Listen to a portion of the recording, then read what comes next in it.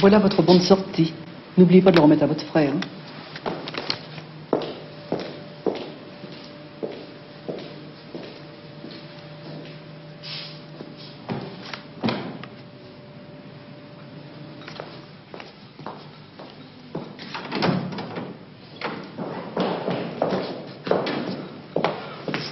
Excuse, je suis en retard.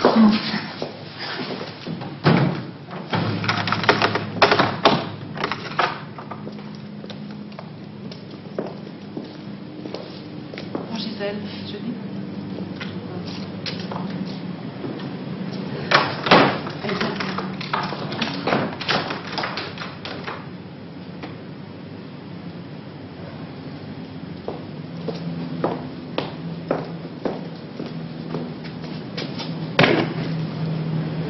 T'as vraiment pas besoin de ça.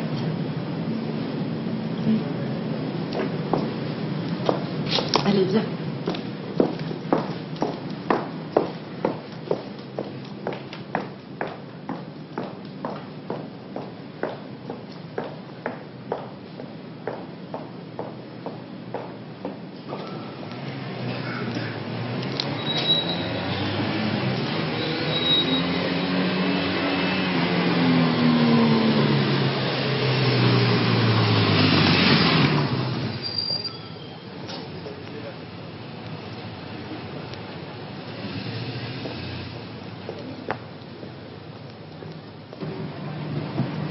Je vais dire à mon frère de me tirer de là.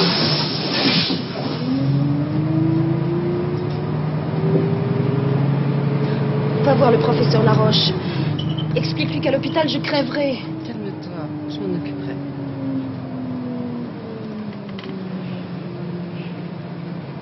Puis on n'a pas le droit d'enfermer les gens contre leur volonté.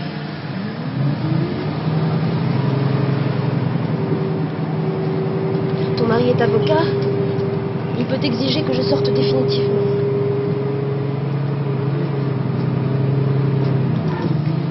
Comment va-t-il, Robert?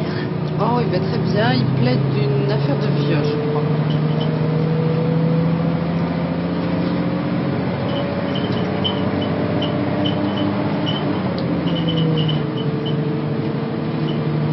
J'espère que Mathilde sera gentille avec moi. Mais non, t'inquiète pas. Il y a Georges. Il est arrivé.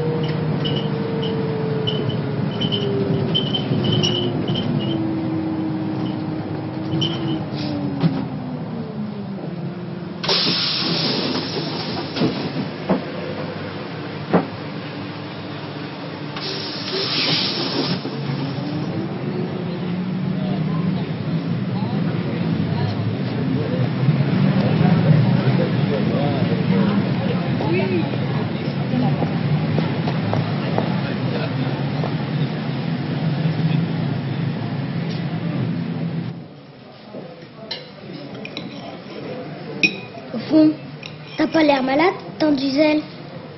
Pourquoi t'es à l'hôpital? Thierry, s'il te plaît, tu arrêtes d'embêter ta tante et tu ne tripotes pas ça, d'accord? Tiens, si tu viens dimanche, Mathilde va te mitonner un petit coq au vin comme elle en a le secret. Parce que la semaine, c'est pas facile.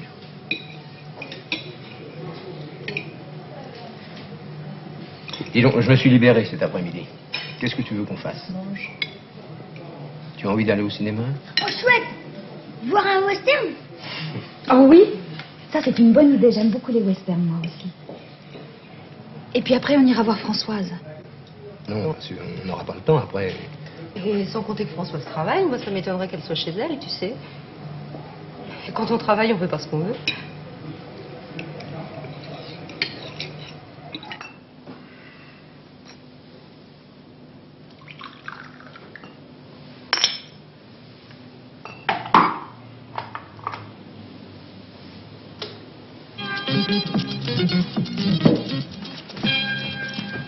Je t'ai servi un porto. Merci. Le film qui a représenté la Grande-Bretagne au dernier festival de Cannes, Les Européens, de James Ivory, est sorti. Adapté d'un roman d'Henry James, il a pour thème l'affrontement entre l'innocence américaine et l'expérience européenne au milieu du siècle dernier. C'est l'histoire de deux Européens, Eugénie et son frère Félix, qui Bah, tu sais, débarque un beau jour à Boston chez leur riche cousin. C'est le début de l'année judiciaire. D'améliorer leur fortune. Et avec notre nouvelle association, c'est vraiment beaucoup de boulot. Voici un extrait. C'est l'arrivée d'Eugénie, Je compte les jours, tu sais. Dans 2 mois et 2 jours, nous serons à Venise. Ah, Venise. Il va pleuvoir tous les jours, on sera enfermé à l'hôtel, ça va être formidable, on ne pourra pas sortir. Dis donc, Fête, comment ça s'est passé pour Gisèle et Georges? Pauvre Gisèle. Entre son frère et Mathilde, elle est vraiment mal lotie. Ah, bah, tu sais, Gisèle, c'est pas un cas simple. Moi, je comprends Georges qu'il ait un peu peur, hein.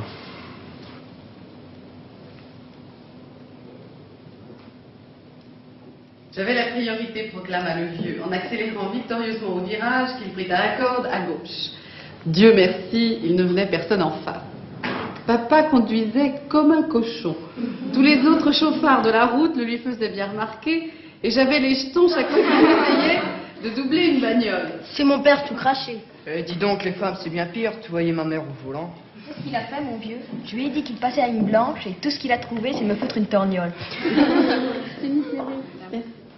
Tu veux continuer, Isabelle? Là, c'était une vieille traction. C'était une vieille traction, ce qu'on avait. Il disait que ça devait doubler tout, à cause de la tenue de route. La tenue de route, ça devait être vrai. Sinon, avec papa, elle n'y serait pas restée longtemps. Oui. Le dernier vous appelle au téléphone, et c'est très urgent.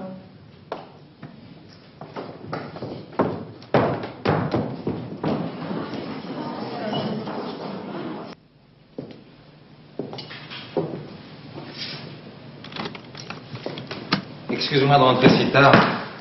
Toujours cette maudite affaire Tourmette. D'ailleurs, il faut que je téléphone tout de suite. Non, attends, viens t'asseoir, il faut que je te parle. Viens. Qu'est-ce qui t'arrive? Gisèle s'est enfuie de chez son frère. Mathilde m'a prévenu pendant mon cours cet après-midi. Elle ne sait pas où elle est partie. Écoute, faut pas t'affoler. Depuis le temps qu'elle est enfermée, je suppose qu'elle avait envie d'aller se promener toute seule. Elle m'a téléphoné il y a une demi-heure d'une cabine. Et elle m'a simplement dit qu'elle voulait plus retourner à l'hôpital. Alors au début ça m'a rassurée, et puis après, je sais pas, une fois que j'ai raccroché, je l'ai trouvée bizarre, j'ai eu l'impression qu'elle savait pas ce qu'elle allait faire. Et pourquoi ne lui as-tu pas proposé de venir ici? J'ai failli lui dire. Puis je crois que j'ai eu peur, on n'est jamais là. On ne sait jamais, tu comprends. Oh, j'aurais dû, je sais bien, j'aurais dû. Tu peux pas savoir ce que je m'en veux. Non, mais écoute, tu as cru bien faire. Tu as bien fait. Tu as bien fait.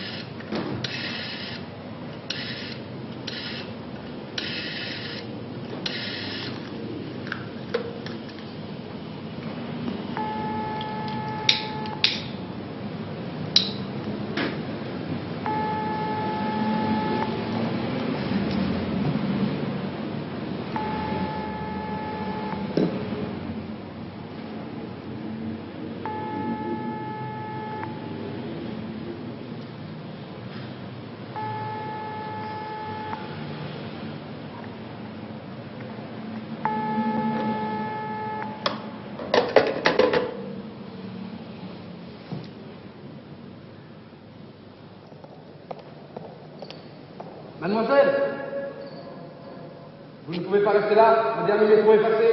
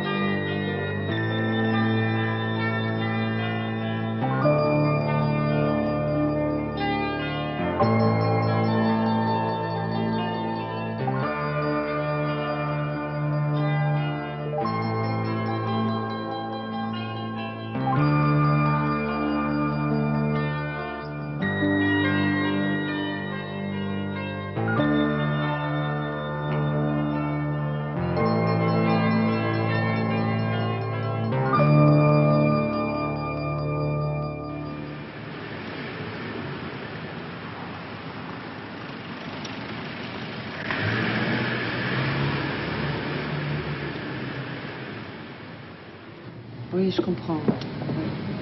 Je te comprends, Georges. Elle avait peur que tu la ramènes à l'hôpital. Mais oui, c'est pour ça qu'elle est partie. Mais elle est bien gentille, Gisèle. Il faut que je fasse quelque chose, moi. Surtout vis-à-vis de l'hôpital. Je suis responsable. Je devais la ramener hier soir. Mais on n'a pas que ça à faire. On ne peut pas s'occuper d'elle toute la journée. Bon. Écoute, non, laisse-moi faire. Je connais bien le professeur Laroche et je vais l'appeler. Hein? Je te tiens au courant. D'accord. Ok. Au revoir, Georges.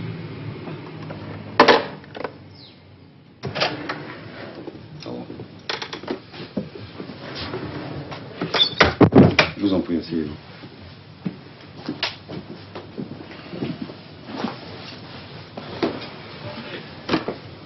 Alors, qu'est-ce qui se passe avec votre cousine? Eh bien, vous savez que Gisèle a eu une autorisation de sortie de 48 heures. Oui, je suis au courant. Elle n'est pas rentrée hier soir et elle est restée chez vous? Oui. Écoutez, monsieur, il faut absolument qu'elle sorte d'ici.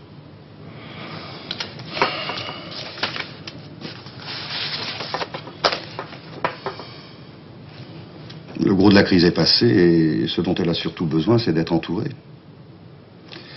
Est-ce que vous croyez que sa famille pourrait s'occuper d'elle? Honnêtement, son frère est trop occupé. Il tient un café. Écoutez, je vous avais demandé qu'on ne me dérange pas. Oui. Bon, passez-le-moi. Allô, oui, oui, bonjour, oui. Oui. Ben, ça ne m'étonne pas. Vous savez, avec les experts, c'est toujours la même chose. Ils ne veulent jamais, jamais s'engager. Oui, et c'est toujours au détriment du malade. Je vous en prie, oui, à tout à l'heure. L'incompréhension des familles, voilà, je connais ça. Je m'y heurte sans arrêt. Monsieur, est-ce que vous pensez que Gisèle peut sortir définitivement d'ici? Éventuellement, je peux la prendre en charge. Mais bien sûr. Mais avec l'accord de la famille. Vous savez, votre cousine a fait une tentative de suicide. Alors, pour le moment, la famille a tous les droits. Oui? Monsieur, Madame Mounier va très mal. Elle est en pleine crise. Qu'est-ce qu'on fait? Vous lui faites sa piqûre, j'arrive tout de suite. D'accord.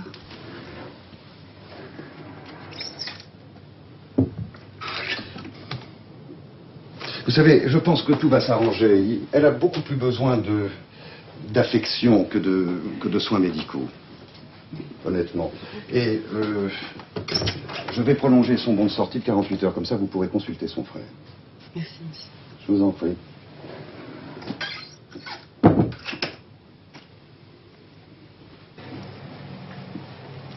Maman, je peux aller rejoindre mes copains? Oui. Ah, Tiens. Et l'autre? Tiens, mais ça, c'est pour ton copain. Attention. Non, merci. Merci. Alors, Georges?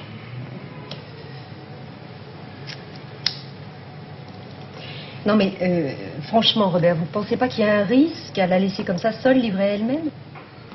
Écoute, Georges, elle tremble à l'idée de retourner dans cet hôpital. Maintenant, j'en suis sûre, il ne faut plus qu'elle retourne à Sainte-Anne. Elle a besoin avant tout de reprendre une vie normale maintenant, c'est tout. Elle a besoin aussi d'être soignée. Absolument. Oui, mais j'ai vu le professeur Laroche, il accepte de la suivre sans l'hospitaliser. Qu'est-ce que tu veux de plus? Eh d'accord, mais alors le reste du temps, qui est-ce qui va s'en occuper? Eh ben nous tous. Ah bon, bah d'accord, alors. Dans ce cas-là, vous pouvez la rassurer. Vous pouvez lui dire de rester chez elle sans crainte, j'irai pas la chercher. Je vais envoyer au professeur Laroche le bon de sortie avec mon accord. Il y a un risque.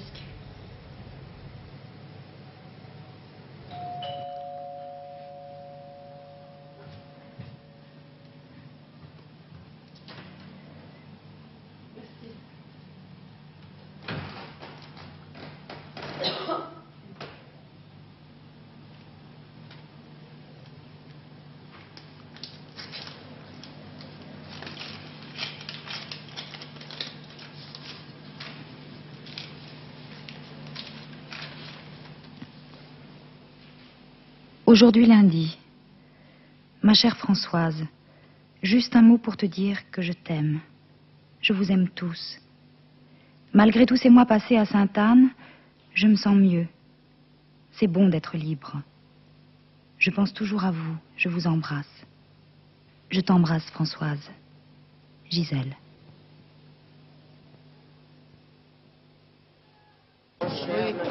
Alors, ça y est, c'est aujourd'hui qu'on prend le travail. Oui. Excusez-moi, je ne voudrais pas être en retard. Le premier jour, c'est un très mauvais effet. Oui, mais naturellement. Elle a de la chance que son patron l'ait reprise, après un séjour chez les fous, hein.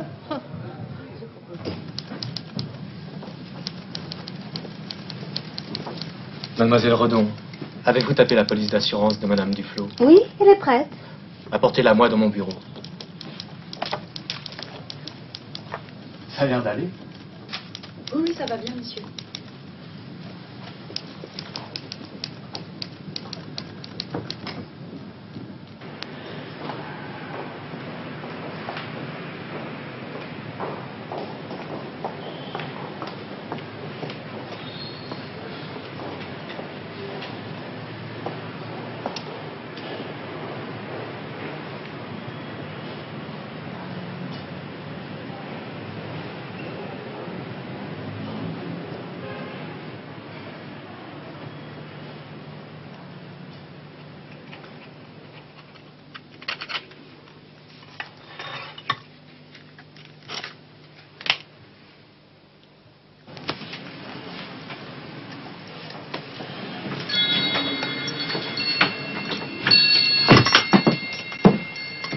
Ah bah c'est gentil de rentrer. Bonjour mademoiselle, qu'est-ce que je peux faire pour vous? Eh bien voilà, j'ai des livres auxquels je tiens et j'aimerais les faire relier. Est-ce que vous croyez que vous pourriez faire ça pour moi? Je peux bien essayer de le faire. Alors vous avez la pleine peau, mais alors ça c'est très très cher. La demi-peau, la reliure en coin, ou alors moins cher, le mouton ou la toile. Vous voulez qu'on en discute? Non, à vrai dire, j'aimerais beaucoup vous regarder travailler. Bonjour monsieur, on amène les rames de carton. Où est-ce qu'on vous les dépose?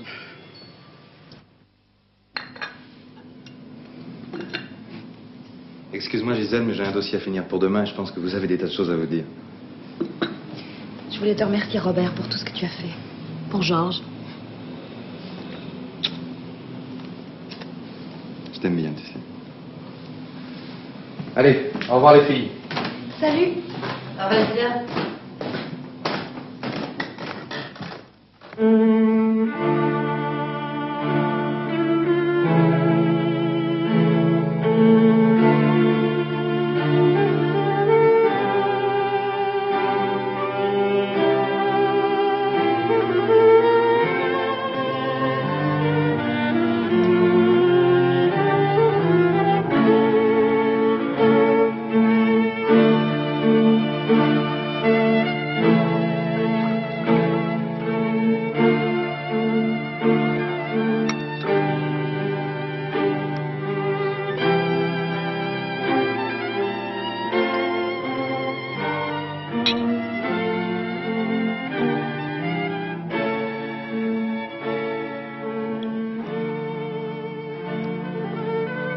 Vous avez été formidables tous. Toi et Robert surtout. Et Georges aussi. Même Mathilde. Tu sais, j'ai dîné avec elle hier soir. On était toutes les deux. Je l'ai sentie très proche. Elle est brusque comme ça et je crois que dans le fond, elle m'aime bien. Et avec Pascal? Monsieur Pascal, assureur. Ça va bien? Ça va très bien. Il m'a reprise sans difficulté. Il a toujours été très gentil pour moi. Mais on parle toujours de moi et jamais de toi. Moi? Moi, qu'est-ce que tu veux? J'ai pas grand-chose à dire. Hein. Expliquer Molière à des enfants qui n'en ont rien à faire, j'en ai un peu assez. Mais bon. Et Robert et toi, ça va toujours bien? Oh, très bien, très très bien. Très bien. Il est très occupé, t'as vu. On se voit moins souvent. Et puis, j'aurais bien aimé avoir un enfant. Et pourquoi? On a pensé à en adopter un, mais Robert hésite. Puis on est très bien comme ça, vraiment. Et toi, t'as pas envie de rencontrer un homme dans ta vie? C'est drôle que tu me poses cette question maintenant. Pourquoi? Parce que il y a une quinzaine de jours, j'ai rencontré quelqu'un par hasard. Il est relieur, tu sais. Alors quand j'ai un peu de temps, j'aime bien aller le regarder travailler. Il m'explique et puis on parle. Si tu savais comme j'ai envie de vivre. J'espère que je ne vous ai pas fait trop attendre. Ah bah non, de toute façon j'avais apporté de la lecture. Non, me faites pas cette tête, tu nous as fait 5 cadeaux. Merci, c'est vraiment gentil. On y va?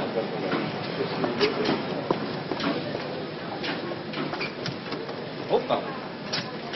Un peu de ménage. Hop, c'est propre.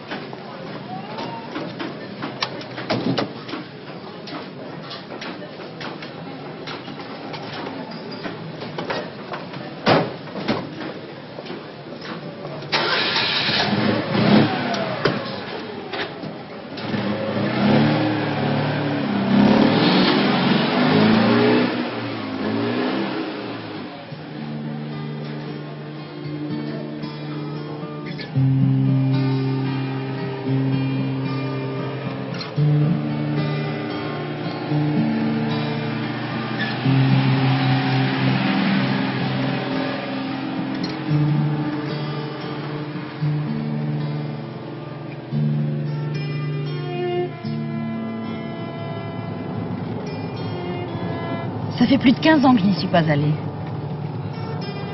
Je me rappelle, on prenait le métro et puis l'autocar. Mon père connaissait le nom de tous les arbres, de toutes les plantes. On jouait à les reconnaître. Vous aimiez beaucoup votre père? Ah oui, profondément. C'était un homme merveilleux. J'avais 15 ans quand il est mort. S'il avait vécu, tout aurait été différent. Et votre mère? Je l'aimais beaucoup aussi. J'ai eu beaucoup de chagrin quand elle est morte. Ça fera 5 ans. Mais c'était pas pareil.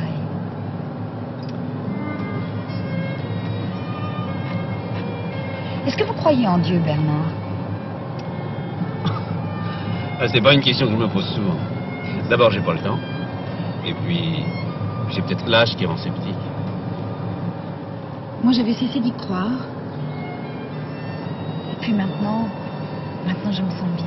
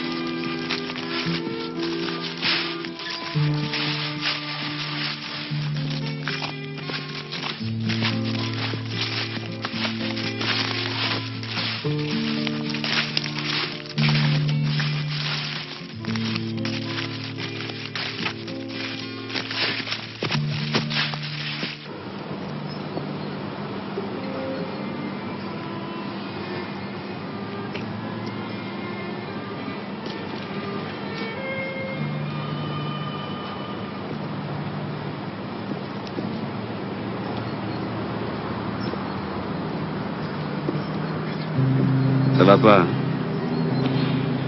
Non, pas très bien. Je sais pas, c'est peut-être cet étang, c'est peut-être le temps, c'est peut-être moi. J'ai besoin de vous, Bernard.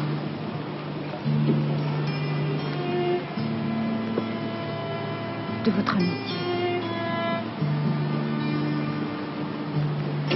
Ce temps.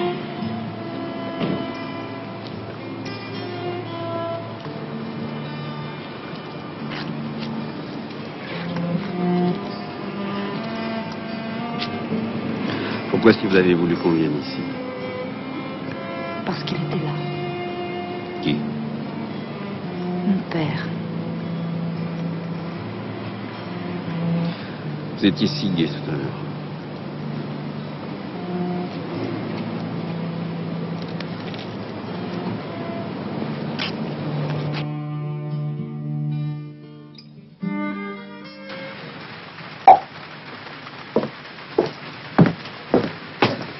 J'espère que vous aimez le champagne. Ah oui, beaucoup.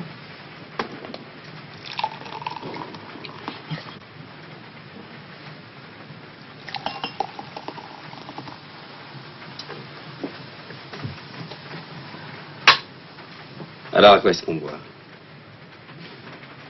À nous? Allez. À nous.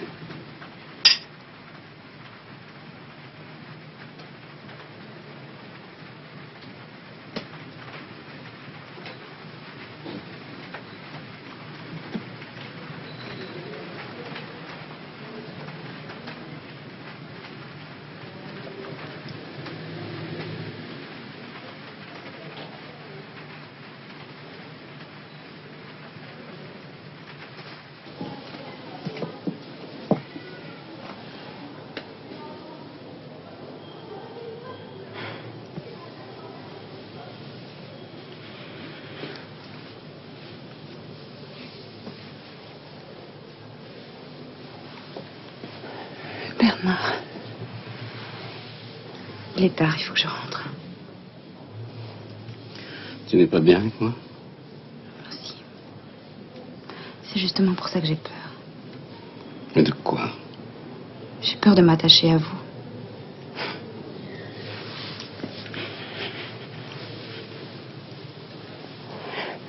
Mais si un jour vous en aviez assez de moi.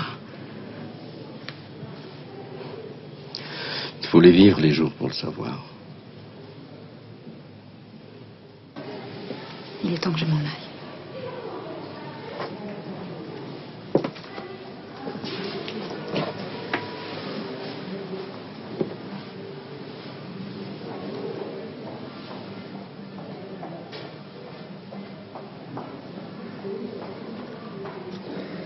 Au revoir, Bernard.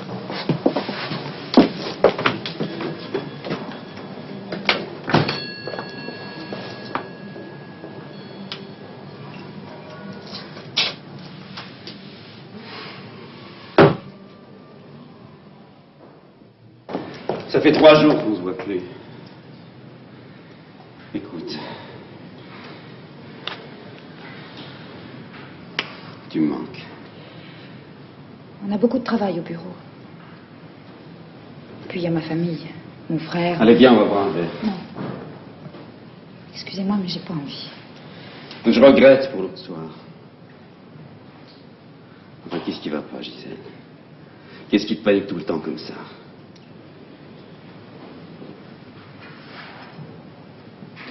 Mon père. J'ai jamais guéri de son absence. Ça, j'avais compris. Enfin, qu'est-ce que vous avez compris? Hein? Après sa mort, j'avais plus goût à rien. Je m'intéressais à rien. Alors j'ai dû passer plusieurs mois dans un hôpital. J'étais en psychiatrie.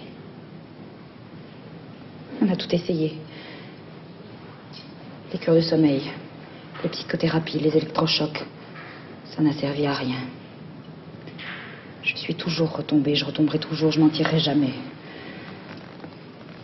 Et puis tout le monde me considère toujours comme une malade. Mais enfin, je suis là, moi, non? Mais j'en veux pas de votre pitié.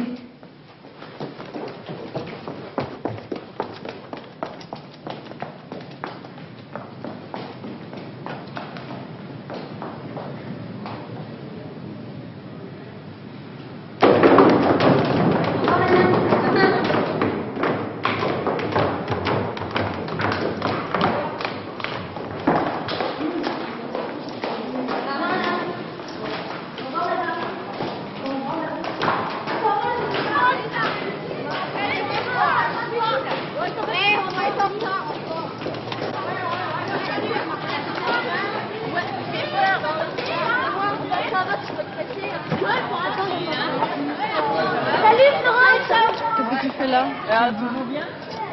J'avais besoin de te voir. Viens. Écoute, ne reste pas comme ça. Sois pas silencieuse, dis-moi quelque chose. Oui.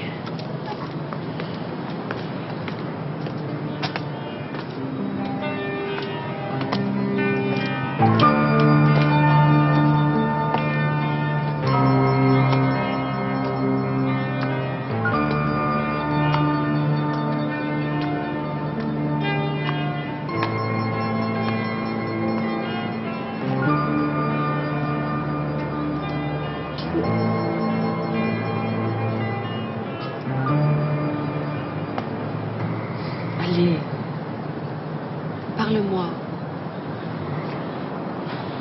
Et ben voilà, ça fait 4 jours que je suis pas allée au bureau. Comment ça s'est passé? J'ai tout gâché, j'ai tout raconté à Bernard. Je lui ai dit que j'avais été internée plusieurs fois. Et comment il a réagi? Oh, très bien, il a été très gentil.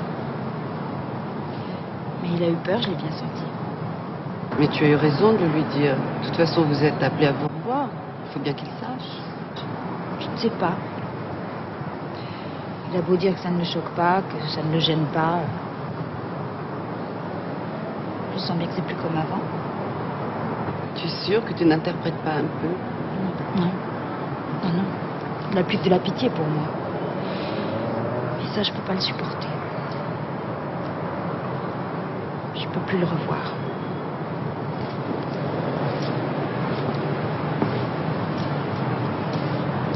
Il faut que je rentre. Viens dîner avec nous? Non, merci. Je veux juste te parler. Je préfère rester.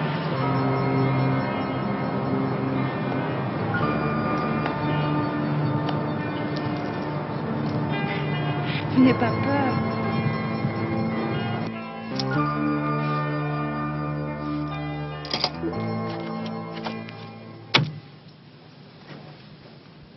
Une semaine d'absence sans aucun motif, en plein boulot.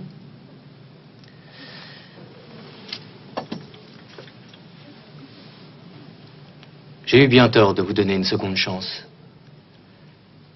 Il y a des maladies dont on ne guérit jamais.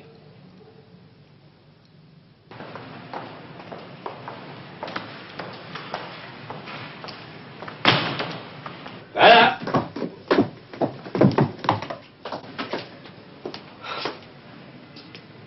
Ah bah je t'attendais plus.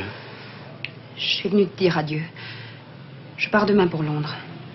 Robert m'a trouvé là-bas une place dans un cabinet international d'avocats, comme secrétaire. Robert, tu sais, c'est le mari de Françoise. C'est inespéré, tu ne trouves pas? Qu'est-ce que tu veux que je te dise?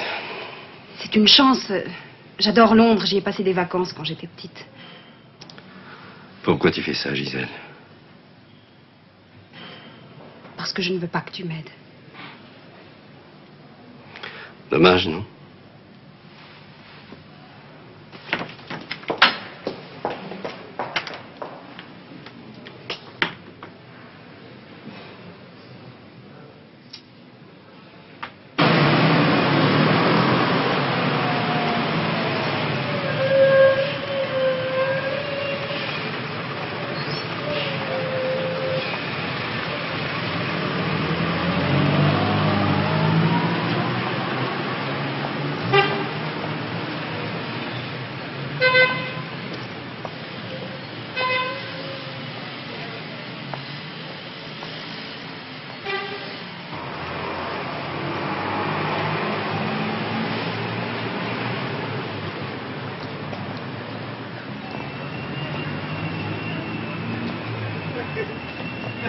Eh oh! C'est?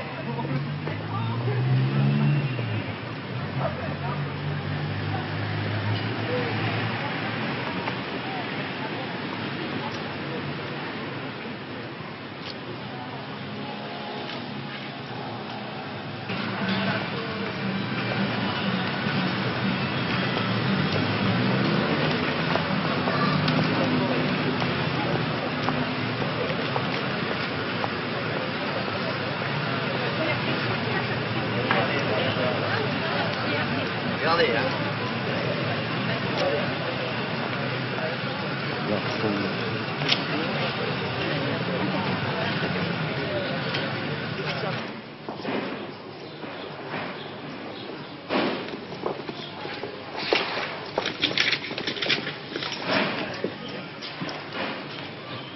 Bonjour madame, vous désirez? Bonjour, je viens pour la petite annonce que vous avez fait passer. Vous avez déjà été vendeuse chez un disquaire? Non, jamais. Vous savez, il faut connaître le métier. Puis il faut être très communicatif. Non, je regrette. Je crois que ça n'ira pas. Au revoir.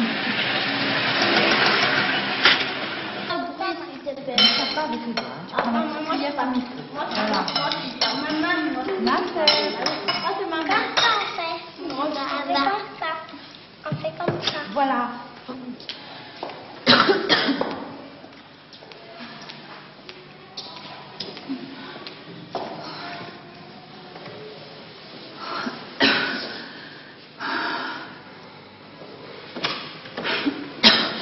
D'ailleurs, Mademoiselle Morin, rentrez chez vous. Attendez, je vais vous aider. C'est rien, c'est la grippe. Oui, oui. Je vais vous raccompagner. Hein. Ça va aller, merci.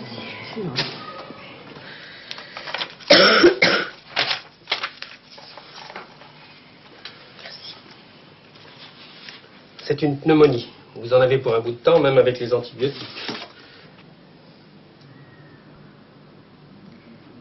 Je ne veux pas aller là-bas. Georges et Mathilde vont tout faire pour que j'y aille. Mais je ne veux pas y aller. C'est bien. Maintenant, plus personne ne me fera confiance.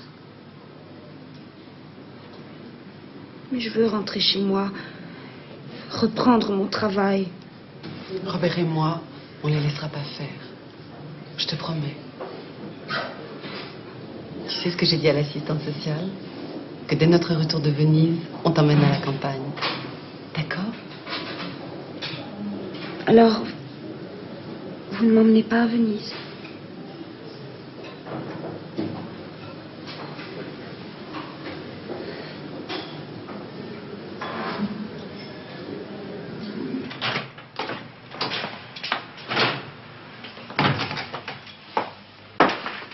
Bonsoir, madame. Ça, oui. Tu vas bien? Ouais. Tu te changes? Je t'emmène dîner. Hein? Super. Oui. Voilà, je suis allée voir Gisèle aujourd'hui à l'hôpital. Alors, sa pneumonie, c'est une chose. Mais elle est en pleine dépression. Les médecins parlent même de la renvoyer à Sainte-Anne dès qu'elle sera guérie. Je sais pas, mais... Est-ce que tu penses qu'on peut aller à Venise maintenant? Nous ne partons que 15 jours. On n'amènera pas à Sainte-Anne avant notre tour. Non, peut-être pas, mais... C'est pas le moment de la laisser seule. Et son frère peut aller la voir. Oh, Georges. Il est toujours débordé, Georges. Écoute, Françoise. Tu tenais tellement à ce voyage. Et moi aussi. C'est important pour nous deux.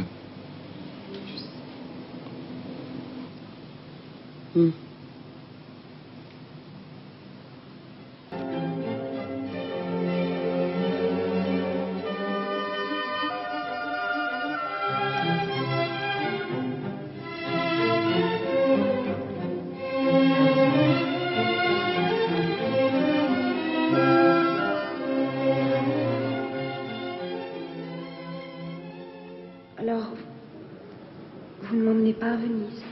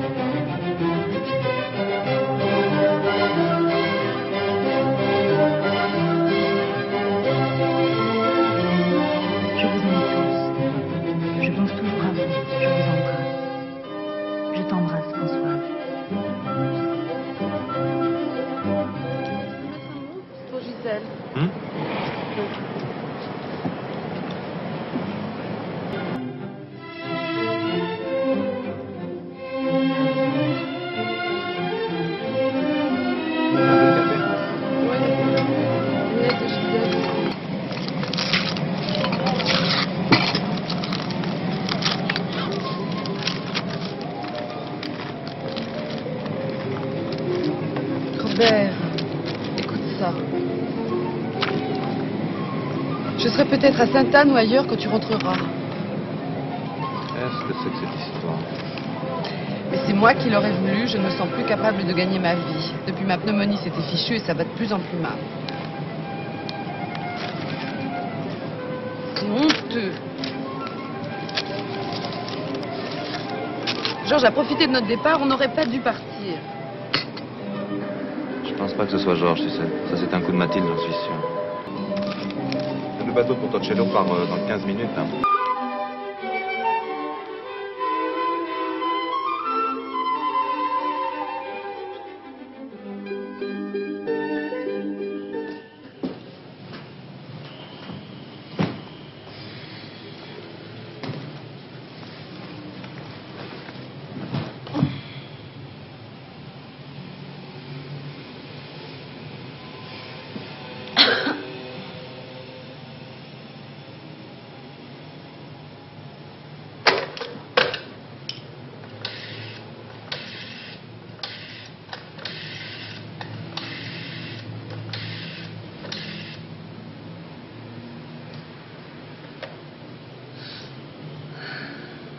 Allô, Georges? C'est Françoise. Bonjour, on vient juste de rentrer à l'instant. Tu veux pas savoir ce que c'était formidable. On a passé des moments avec Robert extraordinaires. Hein?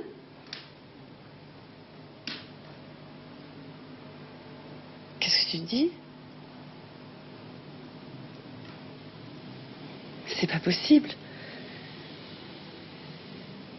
La pneumonie était enrayée quand on est parti.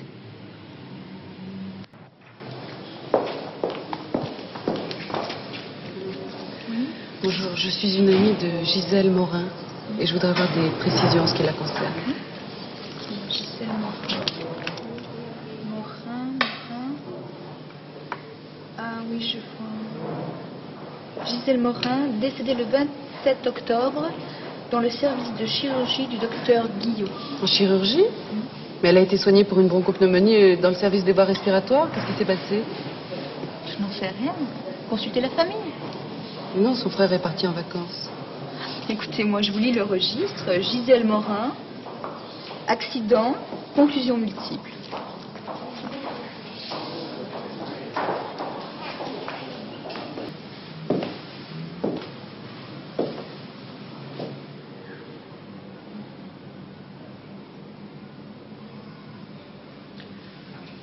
Je vous avais vu il y a 15 jours quand je suis venue rendre visite. Gisèle Morin. Celle qui s'est suicidée.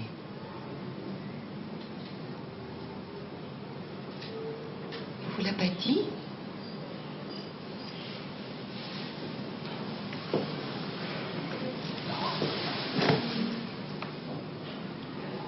J'étais partie en Italie. Elle s'est jetée par la fenêtre.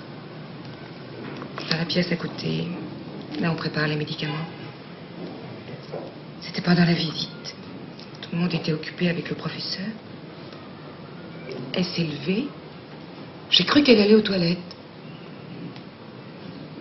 La pauvre. Elle n'est pas morte sur le coup. On l'a transportée en chirurgie. Elle est restée encore vivante 48 heures. Il paraît qu'elle avait toute sa conscience. C'est vous la personne qui est partie en Italie? Elle m'a parlé de vous. Une fois.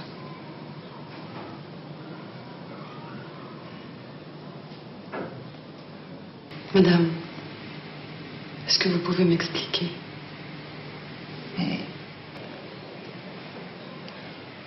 On ne pouvait plus la garder. Elle avait d'abord tenté de s'échapper et on l'avait rejointe dans la rue de justesse, 2 jours avant. Elle s'était enfermée dans un réduit près de l'ascenseur désaffecté. On a mis 2 heures à la retrouver. Elle n'avait plus rien à faire ici. Elle était guérie de sa pneumonie. Mais dans l'état où elle était, on ne pouvait pas la laisser seule. Son frère a dit qu'il n'avait pas le temps de s'en occuper. L'ordre d'internement a été signé le 27 octobre. Le 27 octobre? Mais c'est le jour où elle... Et comment a-t-elle su pour l'ordre d'internement? Il fallait bien lui dire. La l'interne lui a dit au cours de sa visite.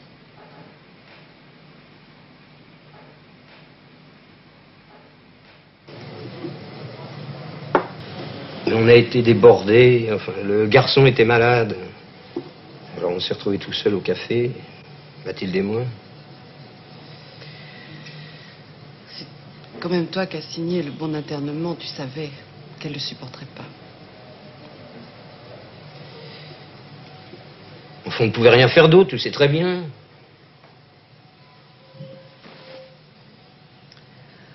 Tu as profité de mon absence. Ah non.